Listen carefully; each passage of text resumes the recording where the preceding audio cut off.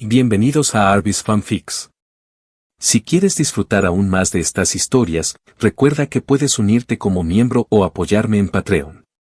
Ahí encontrarás capítulos adelantados, novelas completas o al día, disponibles para la comunidad que me apoya. Recuerda que gracias a tu apoyo puedo seguir compartiendo estas increíbles historias. Sin más que decir, doy paso al video. Disfrútenlo. La eclosión del huevo de la bestia fantasma los tomó a todos por sorpresa. Con la excepción de Biscuit, que seguía completamente absorta en la gema, todos los demás en la habitación tenían la vista fija en el huevo. La cabecita roja que Moro acababa de empujar hacia adentro con el dedo, de repente asomó por otra parte de la cáscara, y luego miró a Moro con una alegría y emoción desbordantes. Los demás se dieron cuenta de inmediato y comprendieron que esa pequeña criatura ya había reconocido a Moro como su papá. Menchi miró alternativamente a Moro y a la cabecita roja, y luego dijo con un dejo de lamento, ya eclosionó. La energía vital que contenía el huevo debe de haberse consumido por completo. Si aún necesita comer, tendrá que esperar a que crezca. Incluso mientras hablaba, Menchi seguía perpleja. Con su afinidad natural, había notado claramente que la energía vital dentro del huevo no se había agotado del todo. Lo que significaba que en apenas unos segundos, el embrión había pasado por toda su fase de desarrollo. Increíble. A menos que su evaluación estuviera equivocada, o quizás, así era como las bestias fantasma eclosionaban de forma natural.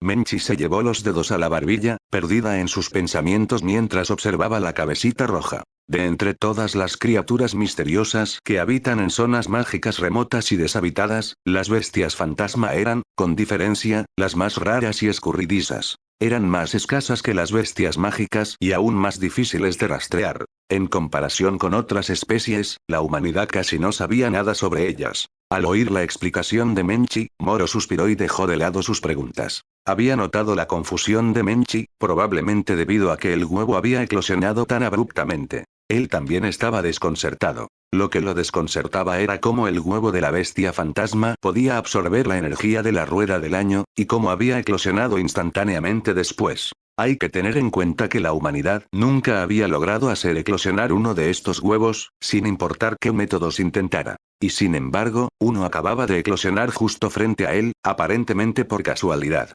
Aún así, más que curiosidad, Moro se sentía angustiado por el 15% de la energía de la rueda del año que se había consumido. Roar, roar.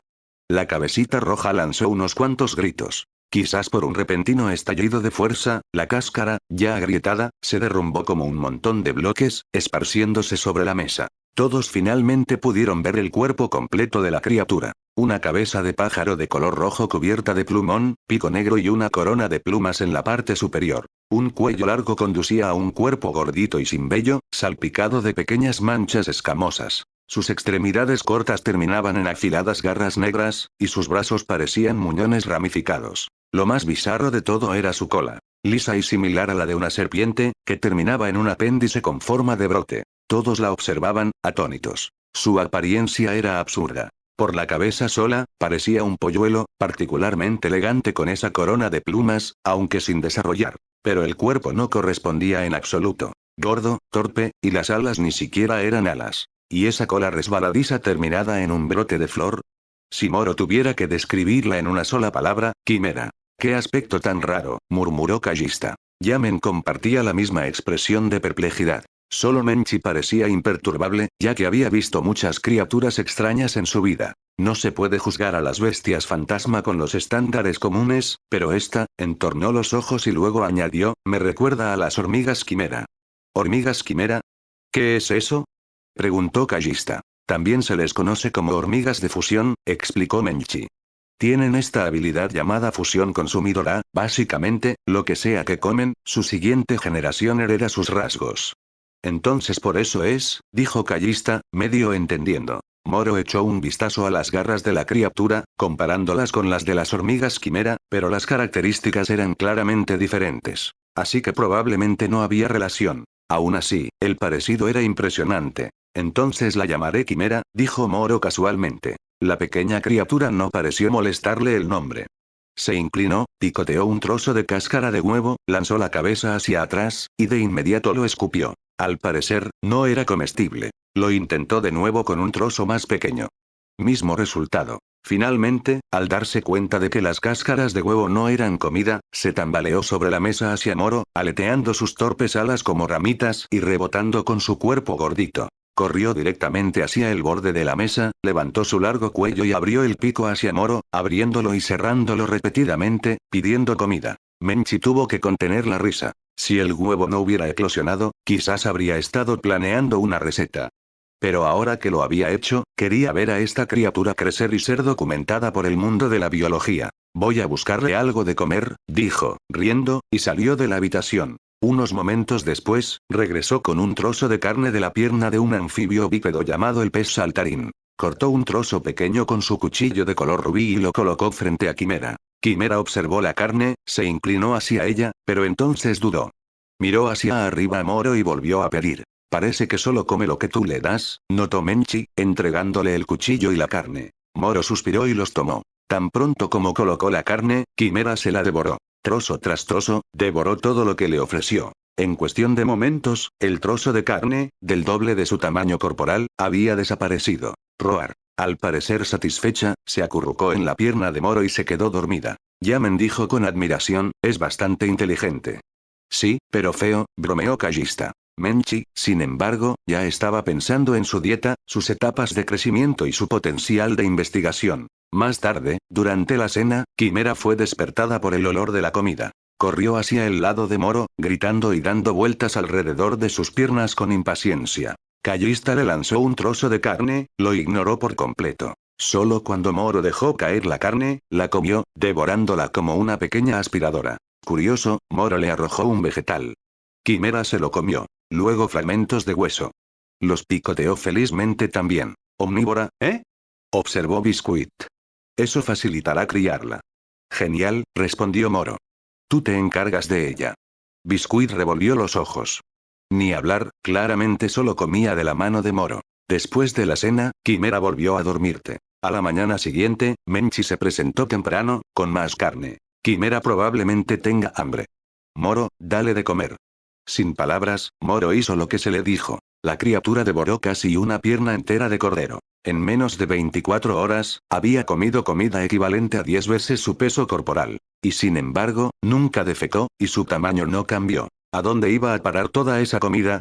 Cuando estaba llena, Quimera se acurrucaba en el sofá, no en el regazo de Moro, y volvía a dormirse. Menchi se agachó junto a ella, observando atentamente. El apetito es enorme, pero crece lentamente. Eso contradecía lo que esperaba de los animales con metabolismo alto. Menchi, pareces bastante aficionada a Quimera, notó Moro. Por supuesto, dijo. Es una bestia fantasma viva. Tiene un valor de investigación tremendo. Casi pensé que dijiste un valor culinario tremendo, bromeó Moro. La mano de Menchi se detuvo a mitad de una caricia. Moro sonrió. De hecho, quizás Menchi podría criarla, si Quimera aceptaba comida de ella. En los días que siguieron, Menchi asumió la tarea. Pasaba casi todo su tiempo con ella y preparaba comidas gourmet a medida. A Quimera le encantaban, al menos, de sabor. Pero todavía solo comía la comida que Moro personalmente le daba. Moro empezó a preguntarse, ¿realmente lo veía como papá, o era una conexión nacida de la energía de la rueda del año? El tiempo pasó. 10 de enero. Moro recibió un mensaje de Kurapika, diciendo que había aprobado el examen de cazador. Moro respondió con un breve felicidades.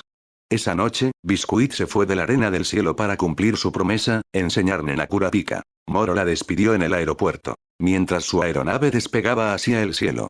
Sabía que quizás también era hora de que él se fuera. Le tomó casi 3 meses. Todos los puntos débiles que afectaban su sistema de combate habían sido parcheados. Con sus objetivos cumplidos, no había razón para quedarse en el arena del cielo. Moro miró a lo lejos. La aeronave que transportaba a Biscuit se había convertido en un pequeño punto negro. Solo cuando desapareció completamente de la vista, Moro retiró su mirada, bajando los ojos para echar un vistazo a la marca de la muerte X roja en su mano izquierda. Quedaba menos de medio año. Gracias a la habilidad de rastreo de Kurapika, no necesitaba malgastar tiempo buscando a Feitan. En otras palabras, tenía suficiente margen de tiempo. Lo que ahora necesitaba considerar seriamente era si, con su fuerza general actual, podía definitivamente matar a Feitan. La clave para la victoria radicaba en plantar con éxito una marca estelar. Pero el proceso previo a eso iba a ser la lucha más peligrosa que Moro había enfrentado desde su muerte y renacimiento. Un paso en falso, y Phaeton podría matarlo de un solo golpe.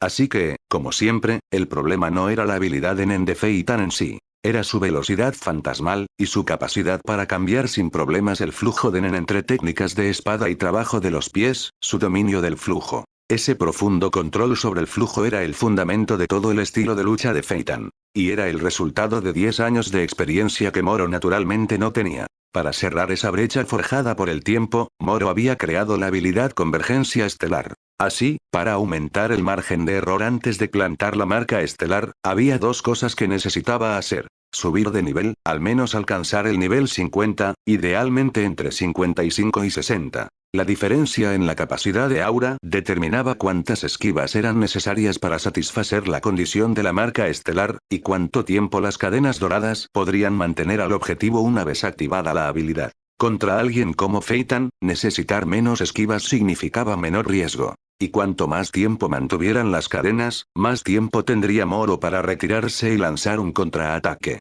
Eso era crítico. Cargar por completo el segundo anillo de su rueda del tiempo. Aunque no podía confirmar si el segundo anillo aún concedía la resurrección, había experimentado el efecto del primer anillo de primera mano. Así que sus instintos le decían que probablemente sí. Si podía cargar por completo el segundo anillo antes de que llegara la muerte, sería como tener una vida extra gratis. Originalmente, la energía de la rueda del tiempo había alcanzado alrededor del 64%, con solo un tercio restante. Luego Quimera drenó el 15%. Ahora, con la mitad de la carga aún necesaria, tomaría tanto tiempo y esfuerzo como subir de nivel. Subir de nivel requería cazar objetivos con el valor de experiencia adecuado. Cargar necesitaba que buscara objetos imbuidos de voluntad olvidada. En total, tenía 5 meses. Si no podía hacer ambas cosas a tiempo, tendría que elegir una. Así es la vida. A menudo, te enfrentas a elecciones binarias, dos caminos, una decisión. Y tomar decisiones de las que no te arrepientas, eso es lo más importante. Moro aquietó sus pensamientos y se alejó del aeródromo. De vuelta en su apartamento de la Arena del Cielo, vio a Menchi todavía intentando alimentar a Quimera. Pero la criatura ignoraba la comida, hasta que vio a Moro entrar. Entonces aleteó sus extrañas alas como ramitas y se tambaleó hacia él sobre sus patitas cortas. El cambio repentino hizo que Menchi revolviera los ojos. Moro miró hacia abajo a Quimera, que se frotaba contra su pierna del pantalón. Se agachó, la levantó y la lanzó hacia la comida que Menchi había dispuesto. Este acto era una señal clara. Quimera lanzó un grito de emoción como si dijera mensaje recibido.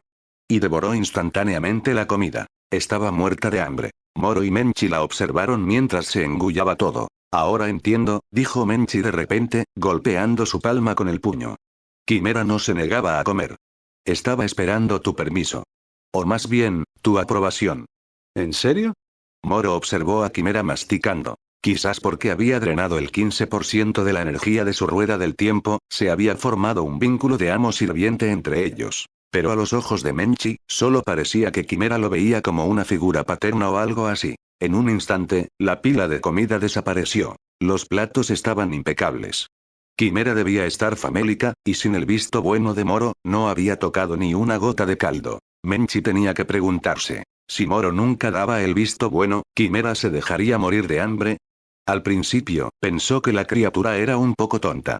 Pero a medida que pasaban más tiempo juntos, se dio cuenta de que era todo lo contrario. Era inteligente. Podía entender instantáneamente la intención de Moro con una sola acción, y ajustaba su comportamiento en consecuencia. Agudamente observadora, ese era uno de los rasgos de Quimera. Para una criatura recién nacida, era increíble. Ahora que el problema de la alimentación estaba resuelto, todo lo demás se volvió fácil. 2 días después, Quimera finalmente aceptó comida de Menchi. Todo gracias al permiso de Moro. Esa era la clave. Con esa barrera eliminada, Quimera comía las comidas de Menchi e incluso le mostraba afecto. Con el problema de la alimentación resuelto, Moro podía dejar a Quimera al cuidado de Menchi. La eclosión del huevo de la bestia fantasma había sido inesperada. Pero Moro se dio cuenta de que la energía de la rueda del tiempo podía usarse para hacer eclosionar tales huevos, formando una relación de amo-sirviente. En teoría, si tuviera suficiente energía de la rueda del tiempo, y más huevos, podría hacer eclosionar un ejército entero de bestias leales solo a él.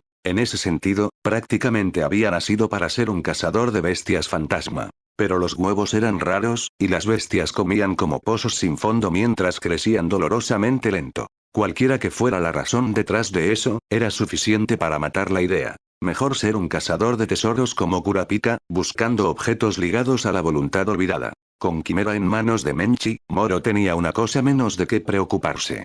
Antes de dejar el Arena del Cielo, necesitaba vender su premio de campeonato. Sus fondos estaban casi agotados. Usando la licencia de cazador de Menchi, listó el violín Feemon, grabado con lo que podría ser texto antiguo, en el sitio web de cazadores. Ya estaba desmontado, pero un cazador profesional que lo necesitara podría pagar un precio elevado. A continuación, Moro contactó al experto en tasaciones Akesai de la casa de subastas más grande de Yorkneu, Nampis, para discutir la venta del geoscopio dorado, una garra fosilizada de una bestia antigua, y el cetro dorado del reino del desierto de Selma. Akesai se emocionó al recibir la llamada de Moro, tratándolo con un respeto recién encontrado, no por ninguna razón personal, sino porque ahora gobernaba el piso superior de la Arena del Cielo. Nampis actuó rápido, despachando un equipo para recoger los 3 tesoros. Prometieron organizar una gran subasta a medida de los artículos, con el objetivo de obtener ventas de alto precio. El problema de Moro para deshacerse de sus tesoros ahora estaba resuelto. 15 de enero. Moro, Callista y Menchi se reunieron en la habitación del hospital de Castro. Castro, cuídate y recupérate bien. Antes de partir, Moro fue a despedirse. Castro y Callista lo sabían todo el tiempo, un lugar como el Arena del Cielo nunca podría retener a alguien como su maestro. Estaban preparados para esta despedida. Maestro, me esforzaré por alcanzarte. Recostado en su cama de hospital, el rostro serio de Castro llevaba un destello de aspiración. Había visto monstruos. Había aprendido de uno. Ahora, se convertiría en uno. Creía que con suficiente esfuerzo, podría alcanzar ese nivel. Eres más que capaz, Castro. Moro ofreció su completa confianza en el objetivo de Castro. Sintiendo esa confianza, Castro sonrió con su habitual sonrisa gentil. No hacía falta decir más. Pero encontrar un guía como Moro, Castro se consideraba muy afortunado. Callista miró alternativamente a Castro y Moro, y sonrió suavemente. Solo Menchi, sosteniendo a Quimera, murmuraba para sí misma. Algo sobre abandonar y echar. Después de visitar a Castro, Moro se fue de la Arena del Cielo, declinando la oferta de Callista de despedirlo. Ella y Castro habían elegido quedarse y entrenar. Para Moro, la arena era solo un peldaño. Pero para ellos, era un camino lleno de espinas que necesitaban cruzar. Les permitió quedarse. Pero Yamen vino a despedirlo. ¿Te quedas tú también, Yamen? Moro lo miró de lado. Yamen asintió. Sí. Todavía tengo mucho en lo que trabajar. No me había dado cuenta. Moro sonrió. Yamen parpadeó, y luego también sonrió. Si he ganado tu aprobación, significa mucho. Pero es porque te veo como un punto de referencia que me di cuenta de cuánto camino me queda por recorrer. Le das demasiado crédito, y te subestimas a ti mismo. Moro negó con la cabeza. Yamen no respondió. Solo sonrió y dijo, viaja seguro. Viendo la sinceridad en su rostro, Moro asintió y caminó hacia Menchi, que lo esperaba cerca. Esa noche, una aeronave que transportaba a Moro y Menchi se elevó hacia el cielo. ¿Estás segura de dejarme a Quimera conmigo?, preguntó Menchi. La aeronave haría una parada en un centro de conexión al día siguiente. Entonces ella y Moro se separarían, ella iría en busca de un arma que le fuera adecuada. Pero Moro quería que se llevara a Quimera. Por supuesto que no diría que no, pero quería estar seguro de que él entendía. Estoy seguro. ¿Y tú? ¿Segura de que quieres cuidar a este pozo sin fondo? No me importa. Y no llames a Quimera así. Solo tiene un apetito ligeramente grande. Miró hacia abajo a Quimera, acurrucada a los pies de Moro, y añadió, pero que sepas, es solo un recién nacido. Si me lo dejas llevar ahora, podría olvidarte la próxima vez que se encuentren. Está bien. Moro también miró hacia abajo a Quimera, que dormía pacíficamente. Era la oportunidad perfecta para probar si su vínculo, formado a través de la energía de la rueda del tiempo, se desvanecería sin una presencia constante. Si Quimera todavía lo reconocía más tarde, entonces el vínculo era más profundo de lo esperado. No digas que no te advertí. Menchi recogió a Quimera y dijo, me voy a la cama. Desembarcamos temprano. Así que, ya me despido ahora. Se dio la vuelta para irse, espera. Se quedó inmóvil, sin darse la vuelta, ocultando la expresión nerviosa en su rostro. No, te estás arrepintiendo de darme a Quimera, ¿verdad? No. Los ojos de Moro se desviaron hacia su cintura, donde un tenue resplandor rojo asomaba por debajo de su abrigo. El mango de la hoja de ave de jade rojo. Menchi escuchó su respuesta y suspiró internamente. Aún así, intentó un último farol. ¿Entonces qué? No me digas que quieres que me quede contigo esta noche. No eres Biscuit. ¿Eh? ¿Ese rumor era cierto? Moro la miró con calma a la espalda. Así que no digas cosas que diría Biscuit. Solo deja la hoja de ave de jade rojo antes de irte. TSH. Menchi dudó, luego gruñó, quitándose el arma y colocándola en la estantería cercana. Aquí, toma. Abrió la puerta de golpe. Menchi. ¿Qué? Tu comida estaba deliciosa. Gracias por todo. TSH. Su deseo de cerrar la puerta con un portazo se desvaneció. HMPH. No tendrás más. Saborea los recuerdos. Cerró la puerta, suavemente. A la mañana siguiente, Menchi desembarcó con Quimera. Poco después, la aeronave ascendió de nuevo, con rumbo a la región de la montaña Kukuroro. Menchi se quedó quieta, mirando cómo la nave desaparecía en el cielo. La próxima vez que se encontraran, sería cuando ella encontrara un arma digna de él. Se dio la vuelta y reservó un vuelo a la tierra de los cerezos en flor, famosa por su forja de espadas. Moro se dirigía a la montaña Kukuroro. Su próxima parada, la legendaria tierra de las espadas. Cuando se trata de la herramienta más autorizada en el mundo de los cazadores para probar la fuerza de los huesos y los músculos. Moro solo podía pensar en la puerta de prueba de la familia Soldik. Y siempre que no rompas la puerta de prueba, a los Soldik no les importa que los extraños intenten abrirla. Así que originalmente Moro planeaba visitar la puerta de prueba cada quincena para monitorear su progreso físico. Pero los planes nunca se mantienen al día con los cambios. No fue hasta después de que su entrenamiento se completó que se movió para probar los resultados en la puerta de prueba. 2 días después, la aeronave aterrizó en el aeropuerto de la región de Dontoara. Moro no se apresuró a tomar el transporte hacia la montaña Kukuroro. En su lugar, fue a la recogida de paquetes del aeropuerto para recoger un paquete. Dentro había artículos de la marca Rana Resplandeciente, gafas, diademas, ropa, pantuflas, en su mayoría artículos de uso diario. Pero todos estos eran próximos lanzamientos de temporada de la propiedad intelectual de Rana Resplandeciente. Moro los obtuvo gracias a su estatus como campeón de los Juegos Olímpicos de Combate de la Arena. Después de desempaquetar, tiró los artículos de Rana Resplandeciente en una bolsa de lona y salió del aeropuerto. Afuera, un autobús pasaba por la montaña Kukuroro, así que subió. Dentro del autobús, notó rápidamente a varios hombres corpulentos sentados en la parte de atrás, junto a objetos largos envueltos en tela, claramente espadas o armas. Por su complexión y espíritu, no eran pasajeros ordinarios. Moro no les prestó mucha atención y encontró un asiento vacío. El destino de esta ruta de autobús era la puerta de prueba, designada como un punto de referencia turístico en Dontoara. Así que aquellos hombres corpulentos eran claramente otro grupo de cazadores de recompensas sin rumbo que se dirigían a la mansión de los Soldik. A veces, Moro realmente no podía entender a esta gente. La familia Soldik se había mantenido en pie durante generaciones, como un gigantesco abismo sin fondo que se traga vidas. Y sin embargo, la gente se lanzaba en masa contra él. Era como si solo vieran la inimaginable riqueza y recompensa al derrotar a los Soldik, ignorando por completo el acantilado sobre el que estaban parados. La única explicación. Deseo. Deseo que ciega a la gente ante el peligro. Horas después, el autobús llegó. Los turistas desembarcaron, maravillados por la imponente y profunda puerta de prueba de color gris. El aire solemne y misterioso de la puerta se estrelló contra su visión como una marea, provocando suspiros de emoción. Moro lo ignoró todo y se dirigió directamente a la puerta de prueba. Pero a solo unos pasos, escuchó un alboroto detrás de él. Los hombres corpulentos habían empujado bruscamente a los turistas a un lado y se dirigían a la puerta, desenvainando relucientes espadas mientras caminaban. Los aterrorizados turistas enmudecieron de inmediato. Moro redujo la velocidad, dejando que los cazadores de recompensas pasaran, y sacó su teléfono para enviar un mensaje de texto a Kurapika. He llegado. Antes de venir, lo había notificado a Kurapika y también tenía la intención de discutir un contrato a largo plazo. Para subir de nivel más rápido, planeaba usar el nen de rastreo de Kurapika para localizar objetivos de alto valor apropiados, como fugitivos de rango A o las bestias sombra bajo los 10 dones. En septiembre, había matado a Gusano y Mosquito. Meses habían pasado desde entonces.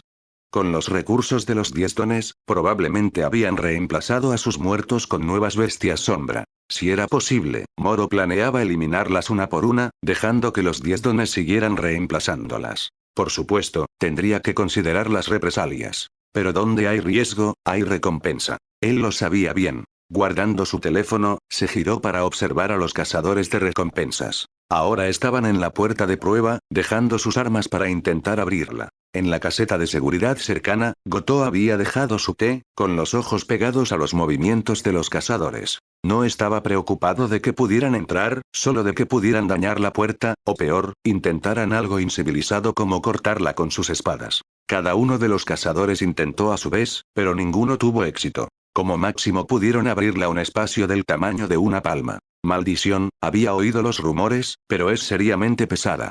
Maldijo el barbudo, rendido. Frustrados, se desplomaron cerca para descansar. Los turistas susurraban entre sí, curiosos pero con cuidado de no burlarse de los hombres armados. Moro se paró en silencio a un lado, dejándolos luchar. No tenía prisa por probar su progreso y podía esperar a Kurapika. Goto los observaba desde la caseta y se relajó un poco, tomando otro sorbo de su té. Entonces, avistó a Moro entre los turistas. La taza de té tembló en el aire. Aquel chico. Sus manos se congelaron. Rápidamente dejó la taza y entornó los ojos para confirmar. Sí. Era él. Los recuerdos de su último encuentro volvieron a su mente, y Goto todavía sentía una inquietud persistente. 20 años guardando esta puerta, y nunca había visto a alguien así. Moro notó la mirada y asintió cortésmente. Goto apartó rápidamente la mirada, conmovido por la cortesía del joven. Recordaba cómo Moro se había mantenido calmado y respetuoso incluso bajo la aterradora presión de la ira de la señora Soldick. Un joven notable, de verdad. De repente, los cazadores de recompensas decidieron intentar abrir la puerta juntos. Justo cuando se movieron, un profundo retumbo resonó desde la puerta de prueba. Alguien está saliendo. Levantaron sus armas, retrocediendo rápido. Bien. Nos ahorra el trabajo. Espera, ¿qué?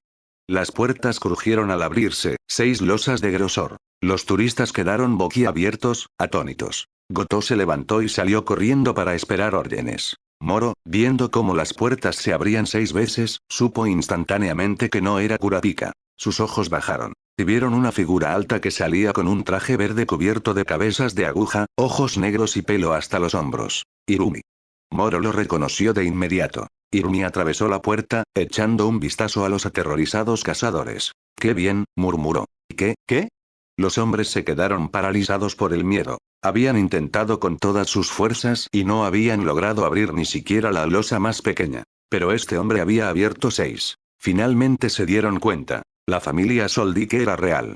Y aterradora. Demasiado tarde. Los usaré como una razón válida, dijo Irumi, levantando un dedo. Una ráfaga de cabezas de aguja perforó sus frentes. El nen de manipulación de Irumi se activó instantáneamente. Sus conciencias fueron borradas. Se convirtieron en títeres sin mente, hombres aguja. Un grito irrumpió. Está matando gente. Se desató el pánico. Los turistas se apresuraron a subir al autobús. Afortunadamente, el conductor abrió las puertas y los ayudó a embarcar. No conduzcas todavía. Hay alguien ahí fuera. ¿Eh? El conductor se detuvo. A través de la ventana, gritó, entra. Moro no respondió. Se giró, la mirada fría. Un destello de intención asesina barrió a todos. El conductor se congeló, y luego pisó el acelerador a fondo. Mientras el autobús aceleraba, Moro disipó el aura asesina y se giró para enfrentar a Irumi y sus hombres aguja. Irumi lo examinó con calma. La intención asesina es más eficiente que la persuasión, dijo, pero no planeaba malgastar agujas en ellos. Lo noté, dijo Moro, tirando su bolsa a un lado y desenvainando la hoja de ave carmesí. El nen surgió como una marea creciente. Pero si no se hubieran ido, también los habrías convertido, ¿verdad? Sí. En batalla, todo cambia. Irumi giró una aguja, preguntando, ¿entonces los estabas protegiendo, o estabas intentando bloquear mi técnica? Piensa lo que quieras, respondió Moro. No tiene sentido preguntar por qué estás tan empeñado en matar ahora. Oh, pero la hay. Irumi sonrió ligeramente, señalando los cadáveres. Porque estás con ellos. Moro actuó. Con un destello de nen, lanzó una estrella voladora desde su palma. La cabeza del hombre aguja estalló. Salpicó sangre.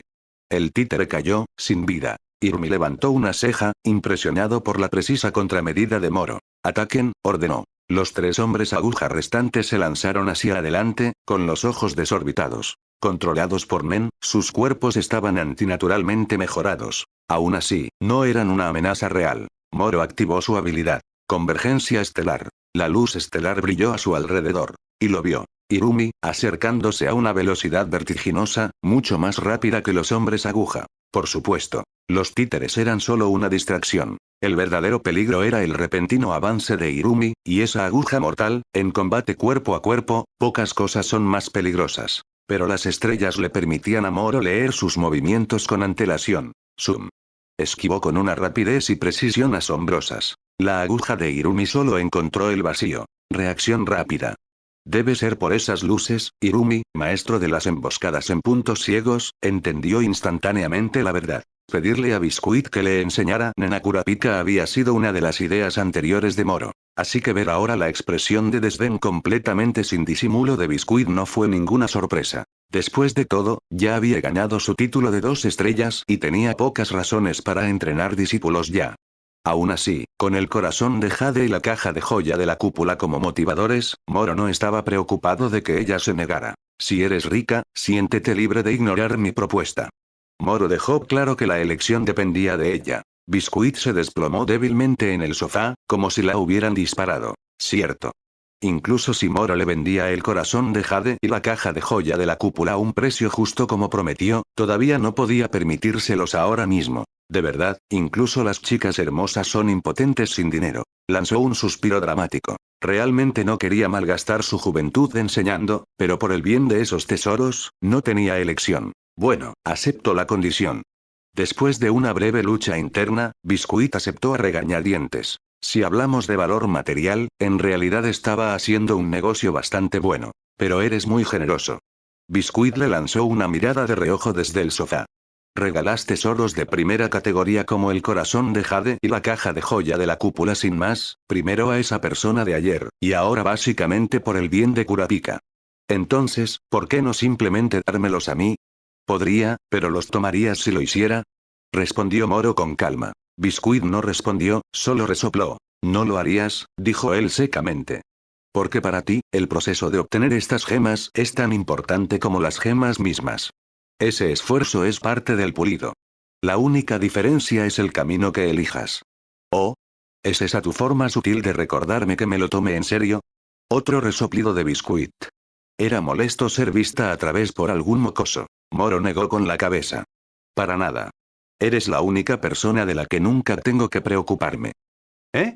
Los ojos de Biscuit se abrieron ligeramente, y sus mejillas pálidas se sonrojaron. Rápidamente se cubrió la cara y comenzó a mecerse. No digas esas cosas, de la nada me harás latir el corazón más rápido. Moro la miró, sin expresión. No lo desconcertó su comportamiento infantil, ya estaba acostumbrado a las extrañas maneras de Biscuit para entonces. No, lo que lo inquietaba era lo inquietantemente fluida que se había vuelto su actuación de chica cohibida. Al día siguiente, Moro fue a reclamar sus recompensas de campeonato a los organizadores de los Juegos Olímpicos de Combate. Pero después de su dramática salida de la arena el día anterior, el comité se mostró reacio a entregar los premios tan fácilmente. En su lugar, solicitaron que Moro participara en entrevistas y eventos promocionales. Él accedió a regañadientes. Durante los siguientes días, Moro experimentó de primera mano lo agotadora que podía ser la rutina diaria de una celebridad. Estar en el centro de atención se sentía como intercambiar la libertad por un tipo de atrayente e invisible grillete. Durante estos eventos promocionales, Biscuit podía ver lo molesto que estaba, y se deleitaba en su miseria. Finalmente, después de 5 o 6 días, los organizadores entregaron los premios de campeonato a su habitación del piso superior. 7 artículos. Un huevo no identificado de bestia fantasma, una esfera armilar dorada. Una garra fosilizada de una bestia antigua, el violín de Feormón. La caja de joya de la cúpula del reino perdido, la gema corazón de Jade de la ciudad antigua de Pombo, el cetro dorado de Selma del reino del desierto. Entre ellos, tanto la esfera armilar dorada hecha a mano como el violín de Feormón llevaban una notable cantidad de nen artesanal. Lo que más sorprendió a Moro fue que el violín de Feormón tenía un rastro de nen negro, claramente nen póstumo. ¿Eso es, nen póstumo? Era la primera vez que encontraba algo así. Típicamente, los objetos llevan nen artesanal positivo o nen póstumo negativo, pero nunca ambos. El violín de Feormón rompía esa regla, lo que hizo sospechar a Moro que su historia era más complicada que el instrumento querido de un maestro fallecido. Pero aunque lo examinó cuidadosamente, no encontró nada inusual, así que simplemente absorbió el nen en su rueda del año. Mejor cargar la rueda que detenerse en un misterio. Mientras el nen fluía, el anillo verde de la rueda del año saltó del 60% a aproximadamente el 63%. Eso es correcto, el 1% es un rendimiento decente para cualquier objeto cargado con NEN. El 3% de rendimiento del violín probablemente provenía de su mezcla de NEN artesanal y póstumo. Ningún fragmento de memoria. No había recibido ningún eco emocional o visión del NEN absorbido. Quizás porque el elemento póstumo no era lo suficientemente fuerte, o quizás los tipos mixtos interrumpieron la señal. Dejó el violín a un lado y recogió la esfera armilar dorada, absorbiendo su NEN con la misma limpieza. La energía verde subió al 64%. Sí, el NEN póstumo definitivamente tiene una mayor pureza de energía. 2 artículos, solo un 4% de carga de la rueda del año ganada. En contraste, el NEN póstumo de Olaine Alone le había dado el 26%. Para completar el segundo bucle de la rueda, Moro necesitaría docenas de objetos de NEN menores, o solo 2 o 3 fuentes póstumas poderosas. Pero un NEN de muerte de alta calidad como ese era raro. Tumbas, ruinas, u objetos dejados por conjuradores fallecidos podrían llevarlo. Aún así, el NEN de Olaine había sido inusualmente potente. La mayoría no se compararía. Habiendo terminado de absorber el NEN de los 2 artículos, Moro regresó al violín. Tenía 2 opciones. Venderlo tal como estaba para obtener una buena ganancia, o abrirlo para ver si escondía algo más. Eligió lo último. Ya había obtenido su NEN, cualquier otra cosa sería una bonificación. Desmontó cuidadosamente el violín, sabiendo que podía reensamblarlo si no sacaba nada en claro. Dentro, en una esquina difícil de ver, encontró un texto garabateado, similar a runas. Inclinado y tosco, claramente no decorativo. Tomó una foto e intentó traducirlo con su teléfono. Sin suerte. ¿Lengua antigua? Sin una respuesta fácil, perdió el interés. No iba a casar a un lingüista por una frase misteriosa. Quizás podría usarlo como un punto de venta más tarde. Volviendo su atención al huevo de bestia fantasma. Era del tamaño de una pelota de baloncesto, de color púrpura profundo, con marcas diamantinas. De cerca, pulsaba suavemente, como un latido de corazón. No podía sentir eso a través de las fotos, por lo que había pasado como un huevo de bestia real durante las pruebas. Justo cuando iba a recogerlo. Toc toc toc. Abre. La voz de Biscuit resonó.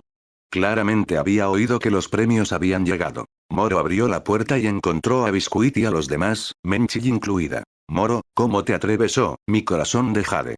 Los ojos de Biscuit se iluminaron al ver la joya y la caja de joya de la cúpula sobre la mesa de café. Se lanzó hacia adelante como un misil. Adelante, entren, dijo Moro a los demás. Todos se reunieron alrededor de la mesa, maravillados por los tesoros. Nadie cuestionó el violín desmontado. Biscuit abrazó el corazón de Jade, emitiendo risitas inquietantes.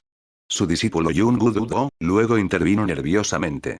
Maestra, tu risa es un poco, arregla primero tu propia camisa. Biscuit lo cortó sin siquiera darse la vuelta. Callista estaba fascinada por los intrincados engranajes de la esfera armilar. Menchi, como era de esperar, se centró en el huevo de bestia. ¡Qué ejemplar maravilloso! Lo acarició suavemente, notando la rica vitalidad en su interior. Incluso aquellos sin una fuerte afinidad por la naturaleza podían sentirla, era tan fuerte su presencia. Viendo su asombro, Moro se inclinó más. Entonces, ¿cómo quieres cocinarlo? Cocido a fuego lento, como un huevo de aguas termales, respondió Menchi, intrigada. Así se preserva mejor la energía vital, aunque necesitaré unos días para preparar los ingredientes. El entusiasmo de Moro se desvaneció. Así que esperamos.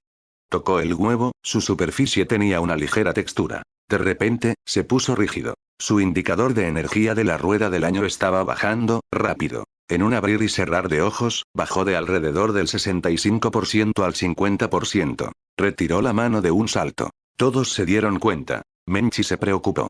Moro solo miró el huevo. Ese breve contacto había drenado casi el 15% de su energía. Entonces, crack. Un sonido agudo. Se giraron para ver grietas blancas formándose en la superficie del huevo. Un segundo después, un trozo de cáscara se levantó, y una pequeña cabeza roja con pico negro asomó. Había eclosionado. Todos se quedaron inmóviles. El polluelo rojo miró a Moro, con los ojos muy abiertos. Moro calmadamente extendió la mano y suavemente empujó su cabeza de vuelta hacia el huevo. Luego se giró hacia Menchi. Si lo hervimos ahora, ¿aumentará el men?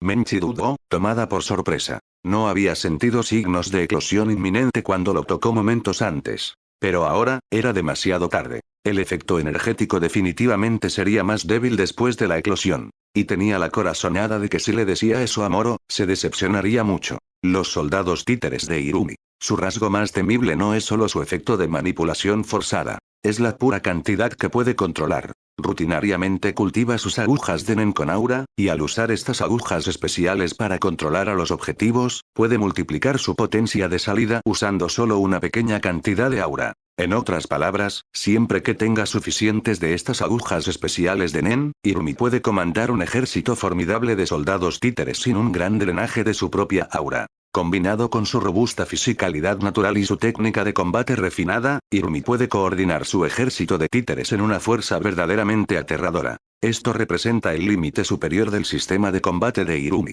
Según el material original, sin embargo, estas agujas especiales de Nen son de un solo uso. Así que, a menos que sea absolutamente necesario, Irumi rara vez las usa. Pero en este momento, para matar a Moro aquí y ahora, Irumi no dudó en apuñalar a dos de los intrusos con sus agujas especiales de Nen. Es fácil distinguir entre un títere especial y uno regular. Los títeres especiales solo tienen una aguja en la cabeza, pero el aura circundante es mucho más densa. Los títeres regulares, por otro lado, a menudo tienen 4 o 5 agujas, o incluso más, y su aura es notablemente más débil. Después de fallar su puñalada inicial, Irumi no presionó el ataque. En su lugar, se giró para observar a Moro, que se había retirado rápidamente a una distancia segura. Detrás de Irumi, 2 soldados títeres especiales y uno regular cargaron hacia adelante en formación. Una aplicación de En, o algo similar, murmuró Irumi, sosteniendo una aguja especial entre sus dedos índice y medio mientras dejaba que los títeres avanzaran. Pero no es tan simple. Si ha sacrificado el poder de ataque y ha aceptado el riesgo de exposición, entonces probablemente es un prerequisito para una habilidad de tipo contraataque. Sus ojos se deslizaron sobre el tenue aura que aún persistía en Moro y el resplandor estelar ahora disperso en el aire. A partir de esto, Irumi sacó una conclusión básica. Una habilidad como esta, basada en sacrificar la ofensa por la anticipación, también significaba que podría haber una ventana estrecha donde pudiera terminar la pelea en un instante. Con ese pensamiento, Irumi se lanzó hacia adelante, justo detrás de sus soldados títeres. Moro observó cómo Irumi y los títeres cargaban. Frunció el ceño ligeramente. Casi había sido apuñalado antes, solo un instante, pero había sido suficiente para revelar lo peligroso que era Irumi en realidad. De cierta manera, Irumi era similar a Oren. Ambos habían logrado resultados anormales dentro de sus propias categorías de Nen, combinando la manipulación forzada y el control de cantidad de maneras casi sin precedentes. Y superpuesto a eso, las brutales habilidades cuerpo a cuerpo transmitidas por la familia Soldik. ¡Qué dolor de cabeza! 2 tipos diferentes de títeres, murmuró Moro mientras seguía retrocediendo, estudiando cuidadosamente a los 3 títeres que avanzaban. Había notado la distinción desde el momento en que Irumi apuñaló a los 4 mercenarios, solo una aguja por títere especial, pero con un aura mucho más poderosa. No estaba seguro de cómo lo había logrado Irumi, pero los detalles no importaban mucho ahora. Irumi no iba a añadir más títeres al campo. Uno de los títeres especiales se lanzó hacia Moro, levantando una larga espada sobre su cabeza, apuntando a su cráneo. Pero Moro, a través de los datos obtenidos de su habilidad rastro estelar, sintió que era un farol. Un farol, o es. Rápidamente escaneó al títere, resistiendo el impulso de contraatacar. Sabía que atacar imprudentemente en modo rastro estelar podría dejarlo vulnerable. Necesitaba estar absolutamente seguro antes de golpear. Justo entonces, el segundo títere especial, empuñando una espada ancha, rodeó y apuñaló el flanco de Moro. Moro se impulsó ligeramente con la punta de los pies, usando su técnica de paso gacela para saltar hacia atrás y esquivar la estocada. Al mismo tiempo, ¡zum! Un sonido penetrante cortó el aire desde adelante. El títere regular había saltado al aire, apuntando a taclear a Moro. Claramente había sido lanzado por el propio Irumi. Moro miró hacia arriba al títere en el aire, todavía absteniéndose de atacar. En su lugar, amplió la distancia de nuevo. Tenía que priorizar derribar a los títeres especiales primero, eran más fuertes y una mayor amenaza, a pesar de requerir menos aura de Irumi. El títere regular, sin embargo, tenía que mantenerse con vida. Se convertiría en el recipiente para su marca estelar, una pieza crucial del rompecabezas en esta batalla. Con que solo uno basta. Moro lanzó una mirada de reojo al títere regular que se había estrellado contra el suelo, luego desvió rápidamente su atención de nuevo a Irumi, que se movía desde un punto ciego. Irumi notó cómo Moro una vez más reaccionó a tiempo, pero continuó de todos modos, apuntando una puñalada de aguja directamente al rostro de Moro. Moro desvió y saltó hacia atrás de nuevo, esquivando por poco la emboscada. Pero en ese mismo instante, Irumi, con su otra mano, lanzó 4 agujas con puntas de joya directamente hacia Moro. ¡Sis! Una aura fría y asesina cabalgaba en el viento. Las pupilas de Moro se contrajeron. Sin dudarlo, canceló su técnica rastro estelar, redirigiendo todo su aura. Las partículas estelares brillantes se desvanecieron en el aire. El aura de Moro surgió, y blandió su hoja de ave carmesí para interceptar las agujas entrantes. Clan. Clan. Salieron chispas mientras 2 de las agujas eran desviadas. Las 2 restantes golpearon su cuerpo, pero ya había concentrado su aura usando Ken para bloquearlas. No pudieron perforar su defensa y cayeron inofensivamente al suelo. Clic. Las puntas redondeadas de joya golpearon el suelo y rebotaron. Antes de que pudieran aterrizar por completo, una figura irrumpió a través de ellas. Irumi ya se había acercado, su larga aguja brillando fríamente mientras apuntaba al rostro de Moro. No había tiempo para reactivar rastro estelar. Moro tenía que responder desarmado. Pero el uso de las agujas con puntas de joya como distracción ya había creado una apertura en la guardia de Moro. La amenaza inherente de letalidad del ataque de un operador, en combate cuerpo a cuerpo, era tan intimidante como el atsu de un reforzador. Irumi giró la cintura y propinó una patada en el estómago de Moro. ¡Pum! El impacto fue pesado. Moro salió volando hacia atrás, sangre brotando de sus labios. Sin el apoyo de rastro estelar, la brecha en su habilidad cuerpo a cuerpo se hizo inmediatamente evidente. Después de todo, Irumi Soldic fue criado por monstruos, y se había convertido en uno. La debilidad de la habilidad había sido descubierta. Aquel tipo claramente adivinó que la convergencia de rastro estelar era una habilidad de tipo contraataque. Así que me obligó a retractar la habilidad con un ataque de área de efecto primero. De esa manera, una vez que el rastro estelar fue desactivado, ya no necesitaba preocuparse por ningún efecto contraataque desconocido y podía pasar a la ofensiva sin reservas. La clave para formar tal asalto no era solo la amenaza innata de sus agujas de Nen, sino también su terrorífico combate cuerpo a cuerpo. Si no fuera por los 3 meses que pasé fortaleciéndome, probablemente no habría terminado con solo una patada. Moro apretó los dientes ante el dolor que revolvía en su abdomen, se hundió con los pies para estabilizar su postura y, sin dudarlo, activó la convergencia de rastro estelar una vez más.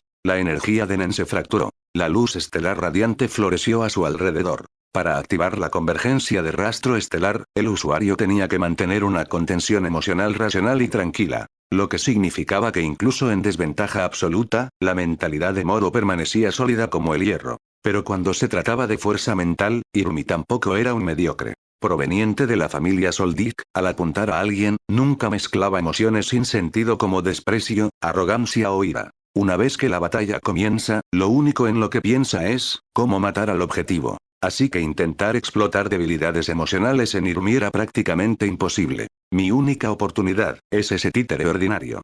Moro luchó por estabilizar su respiración, ya alterada por el dolor, mientras la sangre teñía sus labios. La marca del rastro estelar podía transferirse directamente a un objetivo a través de un medio. Este era un efecto especial diseñado específicamente contra los manipuladores. Mientras Irumi no se diera cuenta de esto, Moro podía usarlo para encontrar una apertura. No necesariamente para ganar, pero al menos para reprimir a Irumi con fuerza. Y esa patada justo ahora también le recordó a Moro algo. Herirse no siempre es algo malo. Con ojos afilados como cuchillas, Moro tomó la iniciativa, envuelto en luz estelar, y cargó hacia Irumi. ¡Oh! Las pupilas negras de Irumi reflejaron la luz deslumbrante, ligeramente sorprendido por el movimiento de Moro. Una habilidad de contraataque clara como esta, y en lugar de apretar su defensa después de herirse, pasa a la ofensiva. ¿Cuál es la intención?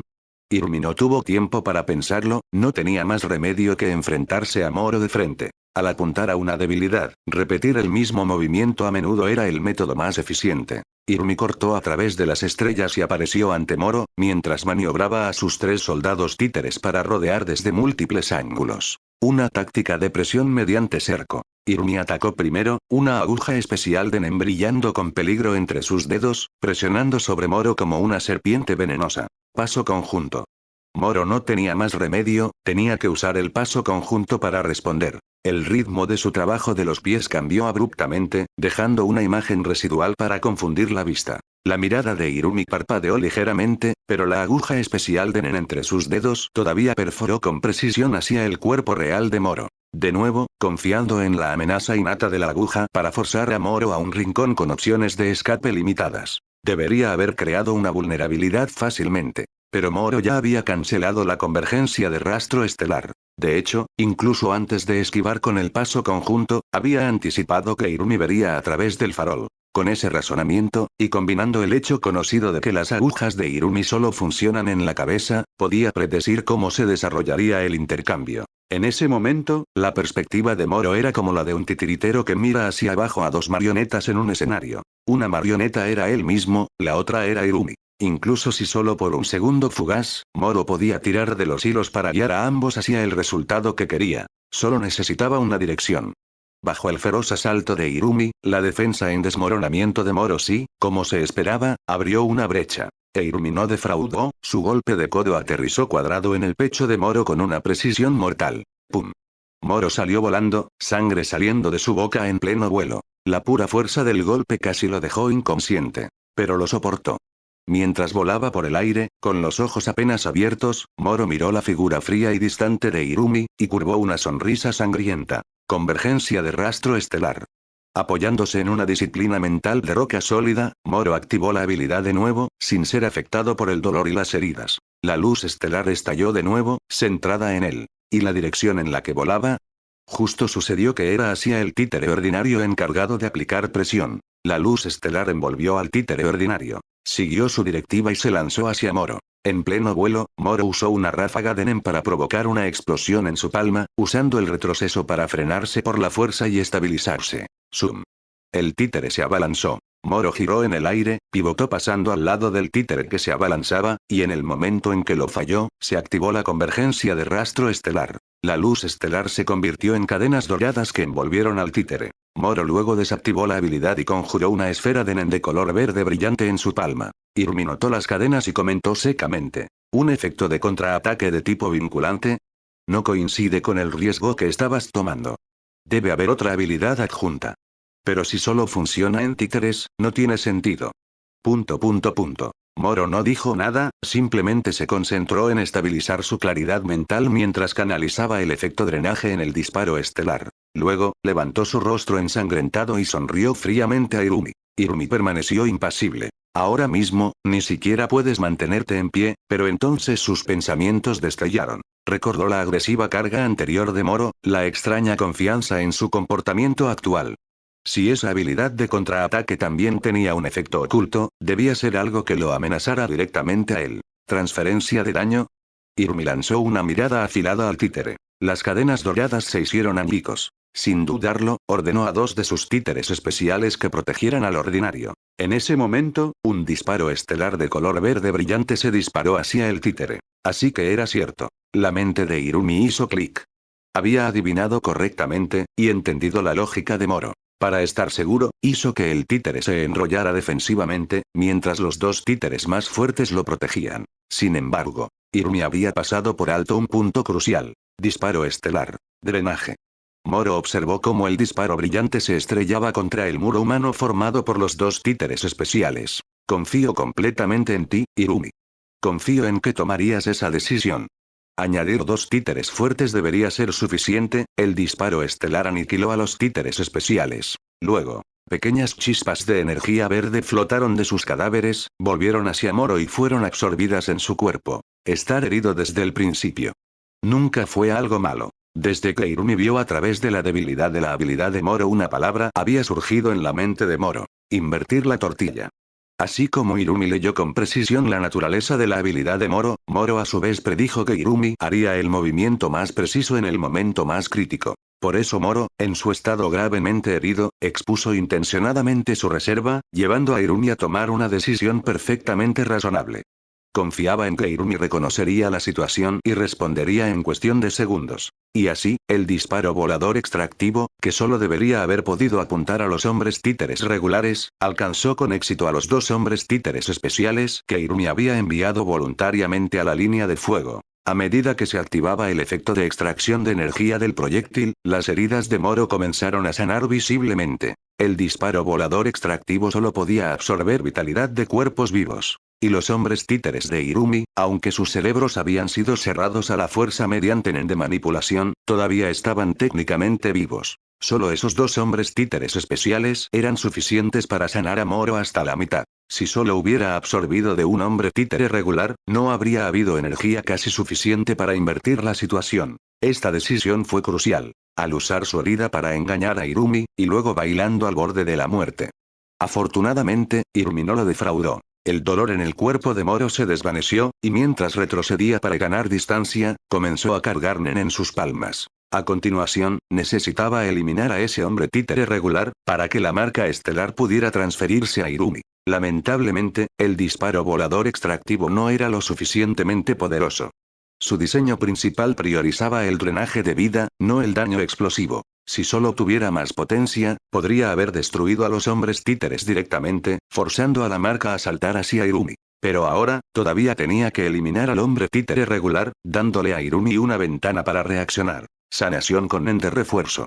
Irumi observó cómo el resplandor verde de los cadáveres de los hombres títeres especiales se elevaba en el aire y entraba en Moro, que había parecido al borde del colapso, pero de repente estaba casi completamente restaurado. Entendió inmediatamente lo que estaba pasando. Así que Moro había pasado a la defensiva solo para crear esta apertura.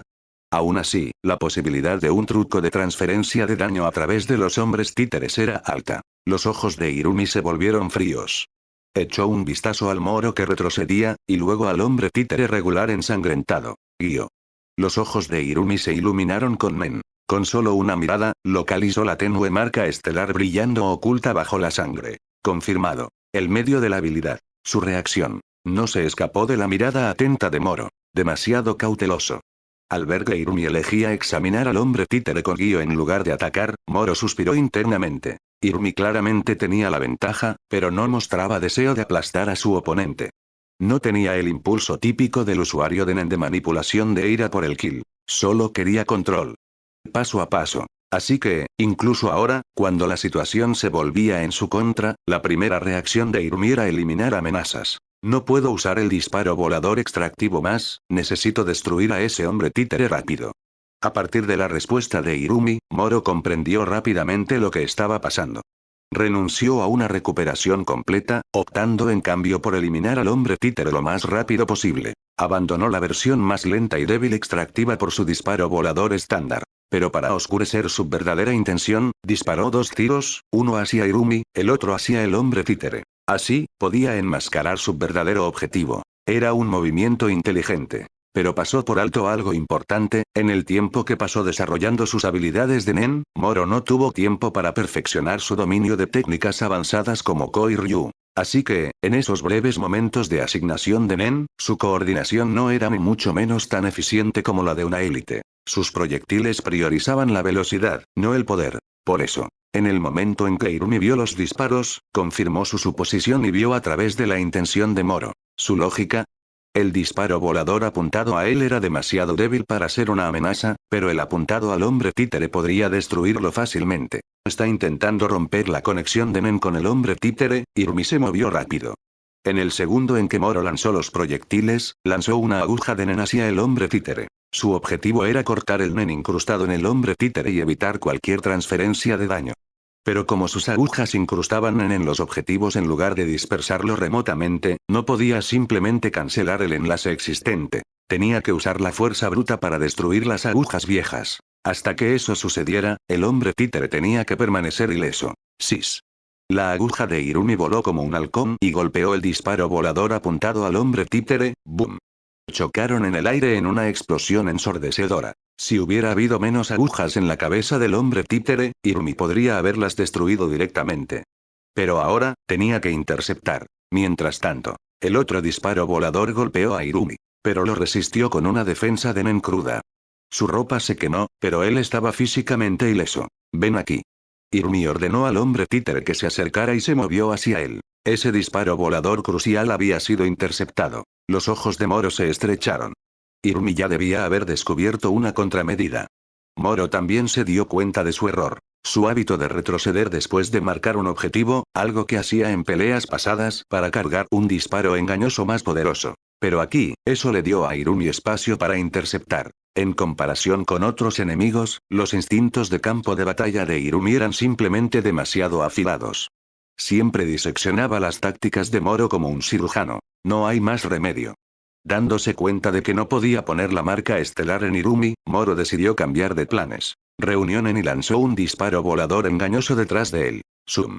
Se mantuvo flotando a unos 100 metros de distancia, se cargó de energía y luego giró, rugiendo hacia Moro. Este era el método original, sin marca, solo control de precisión. En el último momento, Moro se apartó. El disparo que regresaba pasó zumbando junto a él, dirigiéndose directamente hacia el hombre títere. En ese momento, Irumi estaba ocupado quitando las agujas de Nen. Esta era la oportunidad de Moro. El disparo engañoso golpeó al hombre títere. Su energía almacenada explotó en una explosión masiva, lanzando humo, rocas y viento en todas las direcciones. Las aves se dispersaron del bosque circundante. Al ver el impacto, Moro exhaló y reunió en una vez más en su palma, formando una púa en forma de estalactita. Miko es terrible. Mientras cargaba, Moro murmuró para sí mismo. Para usar los disparos voladores, uno tenía que concentrar Nen en la mano, como usar Gyo. Pero con Ko, concentras toda tu aura en un solo punto para un daño máximo. Moro simplemente no era bueno en Ko. En el entrenamiento normal, podía usarlo, pero le llevaba demasiado tiempo. No era viable en combate real. Aprender técnicas era una cosa. Usarlas lo suficientemente rápido era otra. La marca estelar, todavía está ahí. Sus ojos se abrieron mientras miraba hacia el humo. No había conseguido poner la marca en Irumi. Suspirando, disparó otro disparo volador hacia la nube, y se preparó para huir. Pero justo entonces, una aguja de Nen irrumpió del humo, perforando la estrella, ¡boom! Explotó en el aire. Luego, Irumi emergió del humo, cabalgando onda de choque, cargando hacia adelante. Su cuerpo estaba sucio. El pelo desordenado. La ropa rasgada. El disparo engañoso lo había golpeado mientras estaba distraído quitando las agujas, pero aunque no logró un asesinato, lo hirió. Ahora Moro podía sentirlo, rabia y fría intención asesina emanando de Irumi. Incluso alguien criado en la familia Soldik, un monstruo de nacimiento, seguía siendo humano, y los humanos sienten emociones. Cuando la situación se salía de control, incluso los monstruos criados en el suelo Soldik mostrarían furia. Pero no había tiempo para procesar eso ahora, Irumi ya estaba en su cara. Incluso sin hombres títeres, Irumi tenía una habilidad cuerpo a cuerpo abrumadora. Ahora que su Nen no se dividía entre los títeres, se parecía a un reforzador de pleno derecho. Convergencia de luz estelar. Sintiendo la presión, Moro activó su defensa. El aura a su alrededor se hizo añicos en fragmentos similares a estrellas y envolvió a Irumi dentro de ella. Pero Irumi cargó sin dudarlo. Su estilo era brutalmente eficiente. Con la amenaza de sus agujas, acorraló a Moro inmediatamente. Moro, en este campo estelar, solo podía mover pequeñas cantidades de Nen. Contra alguien como Irumi, eso significaba defensa pura, sin contraataques, solo esquivas. Una limitación que permitía a Irumi desatarse. Pero sin esta habilidad, Moro ni siquiera sobreviviría. Clan. Su hoja de cristal rojo desvió una aguja entrante. Usando su longitud, Moro la paró. Pero Irumi, con los dedos, lanzó la aguja desviada directamente hacia Moro. Un movimiento insano. Solo con el impulso de la convergencia Moro la esquivó por poco. Pero eso le dio a Irumi una apertura. Avanzó y le dio una rodilla en el estómago a Moro. La otra mano de Moro subió justo a tiempo para bloquear. ¡Pum! El impacto envió una onda de choque. Luego, la mano izquierda de Irumi se disparó como una serpiente, apuntando al pecho de Moro. Finalmente, mostró el verdadero estilo de un manipulador. Intención de muerte de un solo golpe. Pero no estaba usando una aguja, había alterado la forma de su mano en una hoja afilada como una navaja. Una técnica de la familia Soldik, modificada por Nen. Hacía la mano más larga, más afilada, más mortal. La hoja alcanzó la zona de muerte de Moro en un instante. Con la retroalimentación sensorial del campo estelar, Moro podía bloquearla. Pero sabía, incluso si bloqueaba esta, Irumi volvería a golpear. Así que, ¿por qué no arriesgarlo todo? Ir a una destrucción mutua. En ese momento, una terrorífica intención asesina irrumpió desde la cercana puerta de prueba. Se estrelló contra ambos luchadores como una marea. De repente, Moro sintió como si lo hubieran dejado caer en un océano sin fondo. Frío. Sofocante.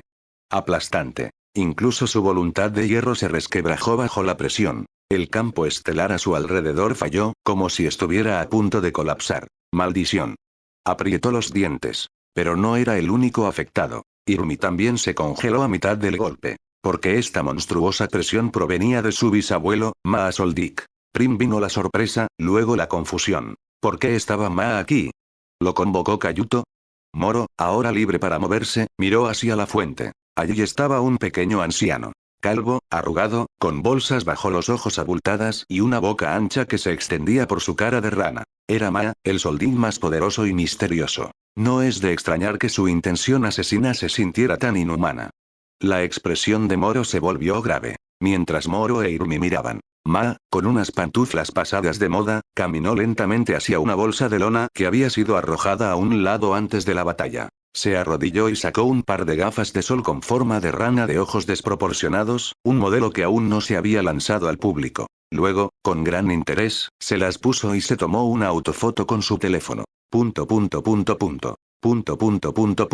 Moro e Irumi lo miraron en un silencio atónito. El concepto de lazos familiares de la familia Soldik desafía la lógica común. Como su filosofía, está distorsionado, pero profundamente único e inquebrantablemente fuerte. Para ellos, la familia es todo. Incluso así, los desacuerdos dentro de la familia son comunes. Tomemos la situación con Moro y Kayuto, por ejemplo. Seno cree que Kayuto debería tener cierta libertad. Silva se inclina por aceptar la presencia de Moro, dejándolo convertirse en parte del entrenamiento de Kayuto. Kikyo prefiere eliminar la fuente del problema, borrar a Moro del mapa. Irumi está de acuerdo con Kikyo.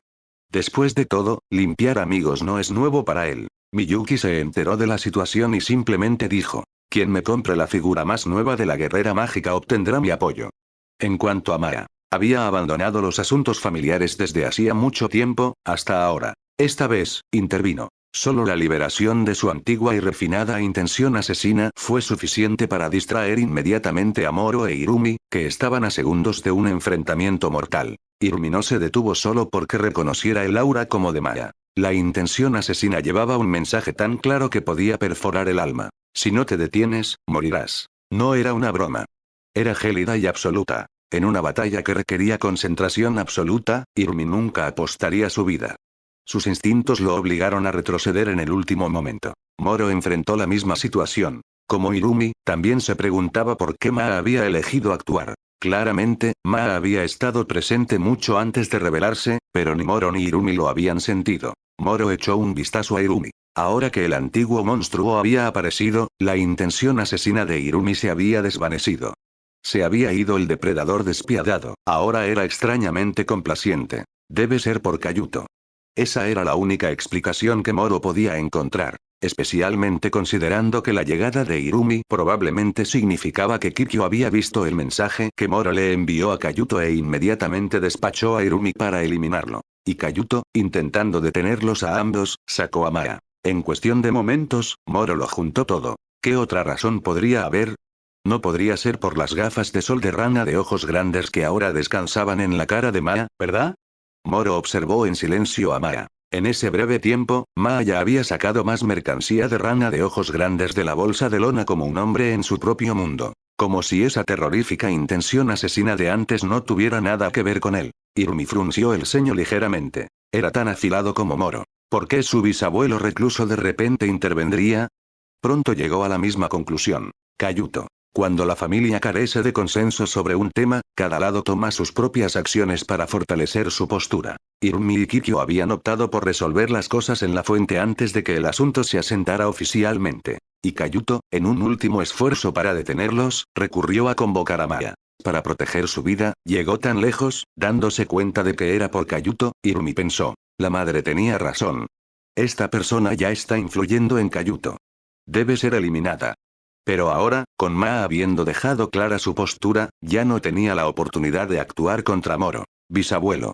Irumi se acercó y saludó tranquilamente a Maa. Maa lo miró, luego sacó un reloj infantil de rana de ojos grandes y, para consternación de Irumi, se lo ató a la muñeca. Gracias, bisabuelo. Irumi observó el brillante reloj verde con enormes ojos de dibujos animados. Su expresión se congeló.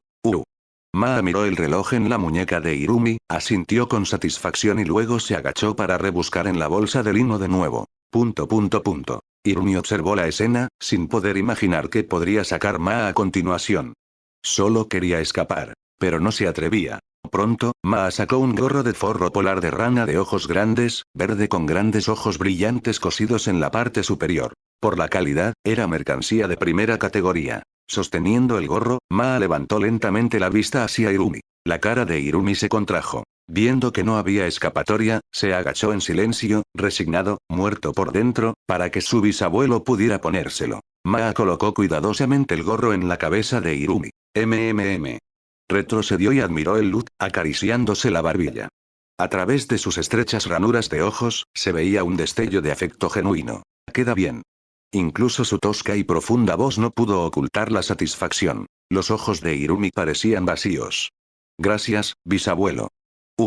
Maa sonrió. Frente a ellos, Moro observaba incrédulo y sacó su teléfono para tomarle una foto a Irumi. Ni Irumi ni Maa se perdieron el clic. En el momento en que Irumi vio a Moro tomar esa foto, su intención asesina resurgió, pero Maa le lanzó una sola mirada. Inmediatamente, Irumi la apagó de nuevo, indefenso. Habiendo reafirmado el control con una mirada, Maa caminó hacia Moro. A mitad de camino, se giró para recoger la bolsa de lona y se la echó al hombro. De pie ante Moro, Maa lo examinó. Sintiéndolo, Moro rápidamente suprimió su aura, mantuvo solo una ligera defensa y bajó por completo la guardia. Si Maa quería matarlo, solo necesitaría un dedo. Así que no había resistencia. Pero para evitar convertirse en el próximo receptor de mercancía de rana de ojos grandes. Moro echó un vistazo a la bolsa y habló. Ya tengo algunas de esas en casa, gracias. Maa hizo una pausa, luego sonrió ligeramente. Por un momento, realmente se parecía un poco a la rana. Estas son todas nuevas, ¿sabes? No pareció importarle la deflexión y palmoteó la bolsa de lona. Moro asintió. Sí, ni siquiera están en el mercado todavía. Entiendo. Maa no preguntó de dónde venían. Solo dijo, me llevaré estas en nombre de Cayuto.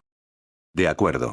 El rostro de Moro se mantuvo tranquilo, aunque olas revolvían en su interior. Pero cuando Maa se giró para irse, solo le quedó un pensamiento. Gracias. Deberías agradecer, no a mí, no a Cayuto, sino a ti mismo.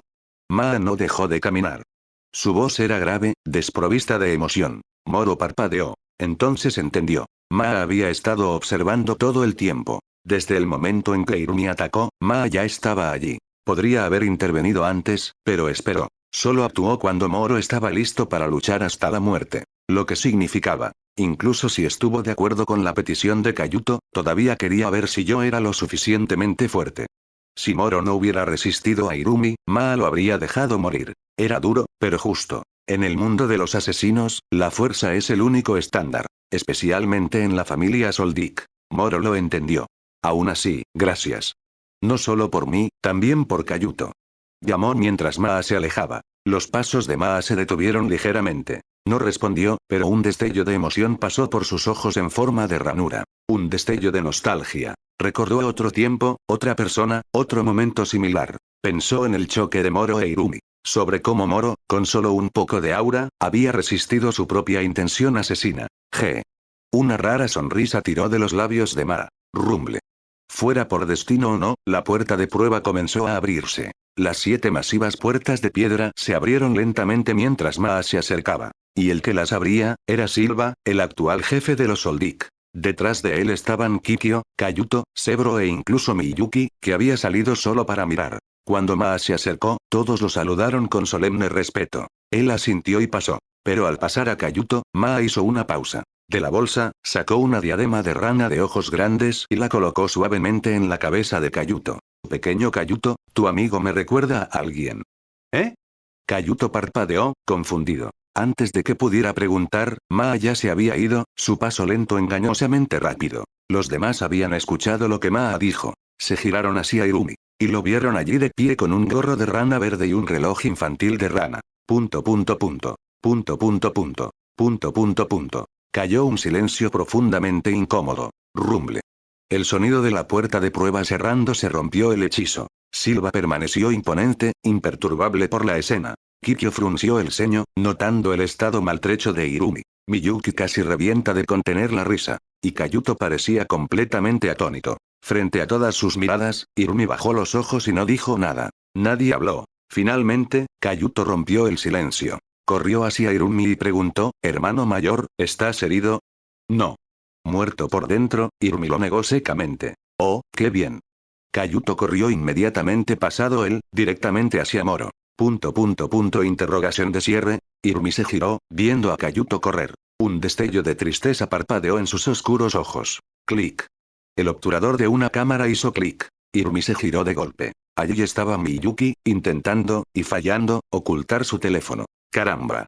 Olvidó apagar el sonido del obturador. Mientras Irumi avanzaba hacia él con una furia helada, el cuerpo gordo de Miyuki se puso rígido. Silva, Kikyo y Sebro los ignoraron, con los ojos puestos en Kayuto y Moro. Las palabras de despedida de Ma habían dejado clara su postura. Bajo su silencioso escrutinio, Kayuto se paró ante Moro, su rostro preocupado y apenado. ¿Estás muy herido?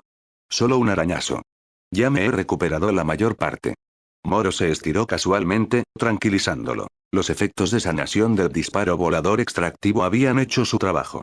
Solo se veía mal por la sangre. En realidad, las heridas de Irumi por el disparo engañoso no eran mucho mejores. Bien. Kayuto vio que no estaba fingiendo y finalmente se relajó. Había pensado que Maa detendría la pelea a tiempo. Pero llegó demasiado tarde. No podía evitar culparse a sí mismo. De repente, Moro preguntó. Ya está bien, ¿verdad? ¿Eh? Kayuto no entendió. Tengo un trabajo a largo plazo. ¿Quieres aceptarlo? Dándose cuenta de lo que significaba, Kayuto asintió con fuerza, luego añadió en voz baja, pero, las comisiones a largo plazo cuestan más. Se inclinó y susurró, mamá y papá no aprobarán si sigo haciendo tratos por mi cuenta. Ja. Moro se rió. Aunque Kayuto susurró, ¿cómo no iban a oír Silva, Kikyo y Sebro?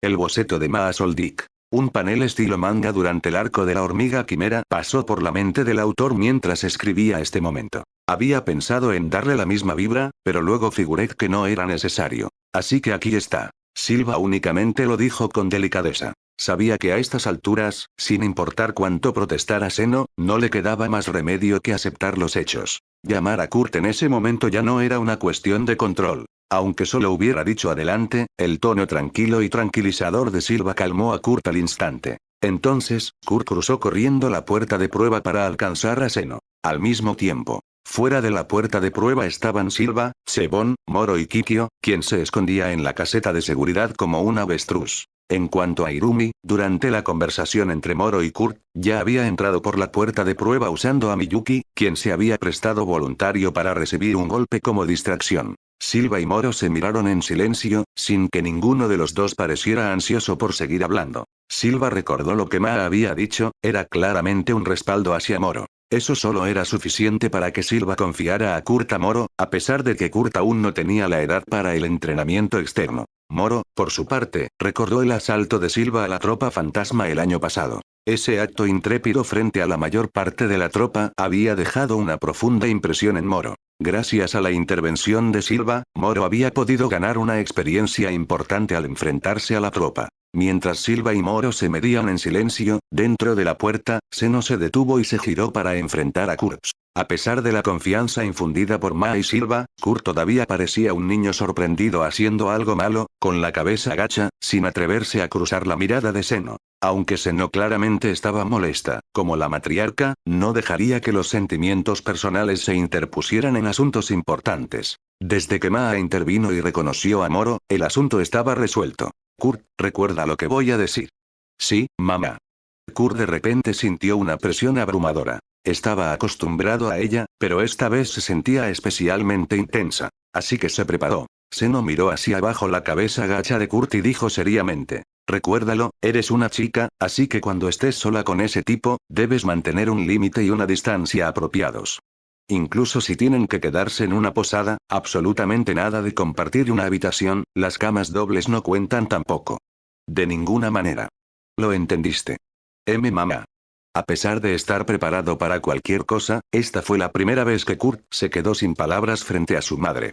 Su anhelo de amistad con Moro ahora chocaba con el abrumador peso de su retorcido afecto. Seno no le importaba lo que Kurt pensara, y continuó con su lista de demandas. Su voz regañona resonó en el frío y oscuro bosque. Fuera de la puerta de prueba, Moro no tenía idea de lo que Kurt estaba pasando, solo se preguntaba por qué estaba tardando tanto. Aún así, no estaba preocupado de que Seno volviera atrás con su palabra. Por lo que entendía de la familia Soldic, Ma nunca se involucraba en los asuntos familiares, pero una vez que lo hacía, su palabra era definitiva. Ese era el peso del mayor de la familia. Pasó media hora. Pasó una hora. Pasaron 2 horas. Y Kurt todavía no salía. Moro frunció el ceño ligeramente, empezando a cuestionar su juicio. Fuera de la puerta, Silva también frunció el ceño ligeramente. Menos mal que ninguno de ellos era una persona común. Su autocontrol era insuperable. Si hubiera sabido que tardaría tanto, Silva habría invitado a Moro a tomar un té. Sebón, por otro lado, permaneció imperturbable.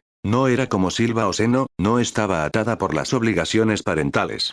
Finalmente, después de casi 3 horas, la puerta de prueba se abrió. Pero fue Rain, vestida con un uniforme de mayordomo, quien abrió la puerta y dejó pasar a Seno y a Kurtz. Rain luego cerró la puerta en silencio y miró a Moro, quien había esperado afuera todo el tiempo. Antes de venir, había visto a Miyuki magullado y a un Irumi desaliñado, y ya tenía una idea bastante buena de lo que había pasado. Pensar que alguien podría superarse a Irumi, pensó Rain para sí misma. Silva, Sebón y Moro se giraron inmediatamente para mirar a Seno y a Kurtz. Entonces notaron todas las bolsas que Kurt estaba cargando.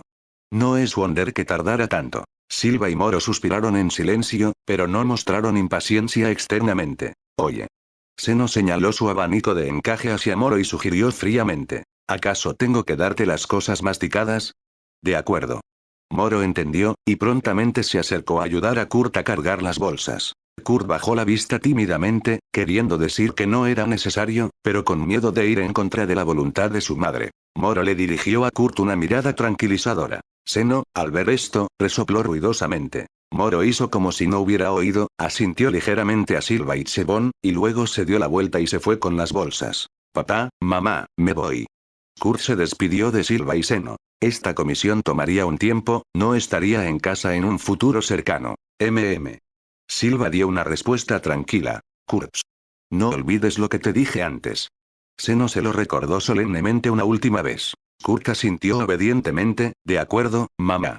Luego corrió detrás de Moro. Silva y Seno observaron la espalda de Kurt, y notaron fácilmente el brinco en su paso. Rumble. La puerta de prueba se abrió de nuevo. Esta vez era Irumi, ahora ordenado y limpio con un atuendo fresco. Su gorro de rana de ojos grandes y su reloj infantil ya habían sido arrojados a un rincón de su habitación. No le gustaban, pero como eran un regalo de su bisabuelo, no los tiraría a la basura. Irumi miró a la pareja que se alejaba junta. Había salido específicamente para despedir a Kurtz. Y lanzó una mirada fría y afilada a la espalda de Moro. Moro lo notó, se dio vuelta y observó a Irumi con el rostro impasible. Sus miradas se cruzaron. Entonces Kurt tiró de la manga de Moro. Moro entendió al instante y apartó la mirada, ignorando a Irumi. ¿Killua no está en casa?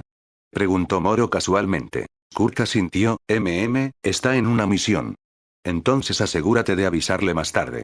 Moro se lo recordó. Era obvio que la familia Soldic valoraba mucho a la familia. Si Killua no sabía esto, Kurt debería decírselo personalmente. Kurt sonrió. Mientras Moro bajaba de la montaña, miró hacia atrás a la puerta de prueba. No había tenido la oportunidad de probar su progreso en ella. Pero dada la situación, no había manera de que pudiera simplemente acercarse y empujarla abierta frente a toda la familia Soldic. Aunque no salió como planeaba, la pelea con Irumi fue una prueba lo suficientemente buena. Por cierto, ¿le pagaste a tu bisabuelo para que te ayudara? Preguntó Moro, refiriéndose a Maya. Antes, Kurt había mencionado que los miembros de la familia podían ser contratados a través de un sistema de subastas, así que se preguntaba. No le pagué. Y el bisabuelo generalmente no se involucra en los asuntos familiares. Ni siquiera había salido de la casa en mucho tiempo. Kurt negó con la cabeza. Moro levantó una ceja, entonces, ¿por qué intervino esta vez a tu favor? Por la rana de ojos grandes. Kurt tocó suavemente el mango de su abanico. ¿Eh? Moro estaba confundido. Kurt sonrió y dijo, en una cena familiar, el bisabuelo vio el abanico personalizado de la rana de ojos grandes que me hiciste. Desde entonces, a menudo me pide que vea el dibujito animado con él. Moro se quedó sin palabras. Kurt añadió, también le dije al bisabuelo que a ti realmente te gustaba la rana de ojos grandes. Interrogación de apertura, interrogación de cierre. Moro estaba atónito. ¿Entonces tu bisabuelo ayudó solo por ese abanico? Sí. Kurt asintió. Una situación complicada había sido suavizada gracias a un amor compartido por una rana de dibujos animados. Moro, la rana de ojos grandes de verdad es tierna. ¿Quién dijo que no? Moro echó un vistazo a la nueva diadema de Kurt con temática de rana. Era obvio que Kurt también había empezado a gustarle, probablemente por ver el programa con Maa. En el pasado, Kurt habría resistido un accesorio tan llamativo. Pero ahora, incluso si no lo amaba, lo respetaba, porque Maa se lo había puesto. Esa era la manera de ser de Kurt. Pero de verdad lamento no haber acudido antes al bisabuelo. Entonces Illuminate habría hecho eso. Kurt todavía no se perdonaba a sí mismo porque Moro se hubiera lastimado. Moro vio la culpa en sus ojos y pensó que, incluso si hubiera ido a ver a Maa antes, la pelea con Irumi era inevitable. De hecho, Maa incluso había aceptado que Moro podría morir. Al final, los puños hablan más fuerte. La fuerza lo determina todo. Moro no le diría todo eso a Kurtz. En su lugar, sonrió y dijo, entonces piensa en una forma de compensarme. Consolarlo con palabras no ayudaría, esto era mejor. Tú dímelo. Kurt levantó la vista con seriedad, dispuesto a hacer lo que fuera necesario. Eso mostraba cuán culpable se sentía todavía. Moro dijo, aplacemos el depósito por ahora. Te pagaré después de vender mi premio del torneo. ¿Eso es todo? Kurt parpadeó. Por supuesto. Ya me has ayudado mucho. De acuerdo. Kurt sonrió de nuevo, luego recordó algo. Moro, sobre el honorario. ¿Qué? Kurt dudó. Murmuró, mamá dijo que la comisión es de 50.000 millones. Y quiere que la envíen a su cuenta, ¿qué? Incluso alguien como Moro, que rara vez se preocupaba por el dinero, quedó boquiabierto con la escandalosa demanda de Seno. Tu mamá es realmente. Apenas se contuvo de decir algo peor. Kurt dijo rápidamente, no estuve de acuerdo. Pero no soy yo quien decide. Tengo 30.000 millones ahorrados, Kurt. Moro le palmoteó la cabeza y lo interrumpió. Estás subestimando a tu mamá. ¿Eh?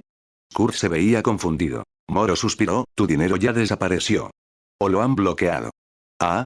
Kurt se apresuró a revisar su teléfono, y se quedó helado. Moro negó ligeramente con la cabeza, luego cambió de tema. ¿No te dije que le enviaras un mensaje a Killua? Aquí, te enviaré una foto. De acuerdo. En algún lugar de una mansión, Killua pisó cadáveres y armas salpicadas de sangre. Su rostro no mostraba más que fatiga. Se fue sin una segunda mirada a la sangre en sus zapatos. Afuera, miró hacia arriba al cielo sombrío y cubierto de nubes. Sus ojos reflejaban ese mismo cielo. Butch. Killua sacó su teléfono. Apareció una foto. Sus ojos se abrieron de par en par. Entonces, jajaja. Bajo el cielo oscuro, de repente se escuchó una risa. Pero duró solo un momento. ¡Qué tanta envidia! Murmuró Killua. Kurt le envió la foto de la rana de Irumi a Killua y lo actualizó sobre Moro. Llegó una respuesta rápida, un emoji de risa pixelado seguido de una cadena de signos de exclamación. Al ver la respuesta, Kurt instantáneamente imaginó a Killua riendo con alegría y no pudo evitar sonreír también. Aunque fastidiar al hermano mayor Irumi no era lo más apropiado, nunca lo había visto tan ridículamente cómico antes. Era imposible no reír. Además, solo poder hacer feliz a Killua, era suficiente. Kurt apartó su teléfono. Pero después de que la breve sonrisa se desvaneció, inevitablemente pensó en el escandaloso honorario de 50.000 millones de su madre. Un ceño preocupado cruzó su rostro. Moro lo notó y se rió. Soy el cliente. ¿Por qué te ves más preocupado que yo? Si no pagamos el depósito a tiempo, dijo Kurt con preocupación, la comisión no será válida. Sin un contrato formal, significaba que tendría que regresar a la montaña Kukuroro. Había pensado que su fondo de 30.000 millones los cubriría por un tiempo, pero su madre había llegado a tales extremos que incluso su cuenta había sido bloqueada. No te estreses. Yo me encargo del dinero, dijo Moro con ligereza. Luego, cambiando suavemente de tema, añadió, vamos, a comer unos panqueques de Pueblos Award. Los ojos de Kurt se iluminaron al mencionar los panqueques. Moro observó su reacción, divertido. No importara qué tan maduro actuara Kurt, todavía era un niño por dentro.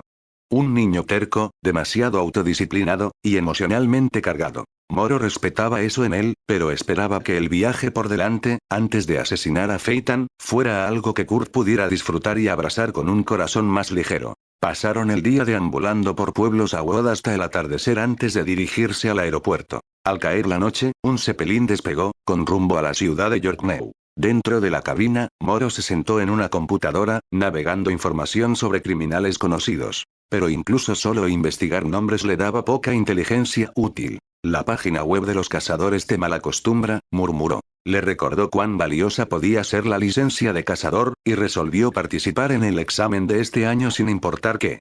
Kurt le trajo un poco de té y echó un vistazo a la pantalla, sugiriendo, ¿puedo pedirle ayuda a mi segundo hermano?